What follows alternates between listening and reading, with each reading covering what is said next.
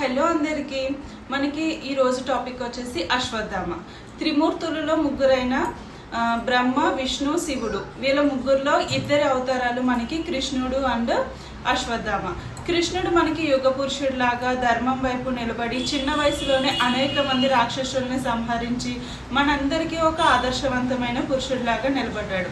అదే same equal శక్తి గల శివ అవతారమైన అశ్వత్థామ మనకి అధర్మం వైపు నిలబడి చంచల మనస్తత్వంతో మనకి ఒక క్వశ్చన్ మార్క్ లాగా నిలబడ్డాడు. సో ఇద్దరు ఈక్వల్ శక్తి గల దేవుడి యొక్క అవతారాలు ఎందుకు ఇంత డిఫరెన్షియేషన్ ఉంది? ఈ యొక్క సమాధానానికి ఆన్సర్ ఈ వీడియోలో చూద్దాం. మనకి ఈ అశ్వత్థామ పుట్టుక కంటే ముందు చిన్న బ్యాక్ స్టోరీ ఉంది అశ్వత్థామ గురించి. అదేంటంటే క్షీరసాగర మదనం సమయంలో అనేకమైన వస్తువులతో పాటు మనకి హాలాహలం అనేది వస్తుంది. ఆ హాలాహలాన్ని ఎవ్వరూ తీసుకోవడానికి రెడీగా లేనప్పుడు విష్ణుమూర్తి, బ్రహ్మ ఇంకా అనేక మంది అందరూ కలిసి శివుణ్ణి ప్రార్థిస్తారు హాలాహలాన్ని స్వీకరించమని.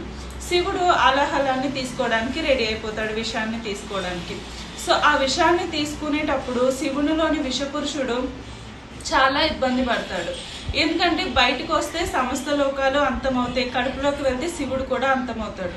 సో శివుడి యొక్క కంఠం వద్ద ఆ విషాన్ని నిలిపివేసి ఉంచాలి, నీలకంఠుడు అంటారు. ఆ కంఠం దగ్గర ఆ విషాన్ని ఉంచినప్పుడు స్టార్టింగ్ టైంలో శివుడు చాలా ఇబ్బంది పడతాడు.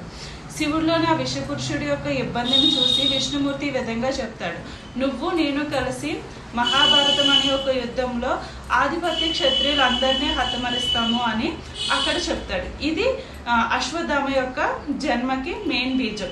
సో ఇప్పుడు ఈ అశ్వత్థామ ఎవరు? శివుడిలోని విషపురుషుడు, శివుడు కాదు.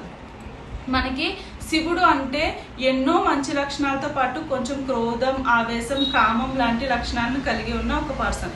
అలాగే విష్ణుమూర్తిలో కూడా అనేక మంచి లక్షణాలతో పాటు కొంచెం క్రోధం, ఆవేశం, కామం లాంటి లక్షణాలు కూడా ఉంటాయి కదా. అలాగే శివుడులోని మొత్తం మంచి లక్షణాలు అన్నీ కాకుండా క్రోధం, ఆవేశం, కామం లాంటి లక్షణాలతో పుట్టినవాడు అశ్వత్థామ. ఈ లక్షణాలతో మాత్రమే పుట్టడం వల్ల కృష్ణుడికి ఉండే అంత పవర్ కానీ, కృష్ణుడికి ఉండే అంత గుడ్ హ్యాబిట్స్ కానీ మనకి అశ్వత్థామలో లేవు. అందుకే అచంచలమైన మనస్తత్వంతో అశ్వత్థామ ఉన్నాడు. సో అశ్వత్థామ ఎందుకు అనేసి మనకి క్లారిటీ వచ్చేసింది కదా. బేసిక్గా అశ్వత్థామ లార్డ్ శివ యొక్క అవతారం కాదు, అంశ.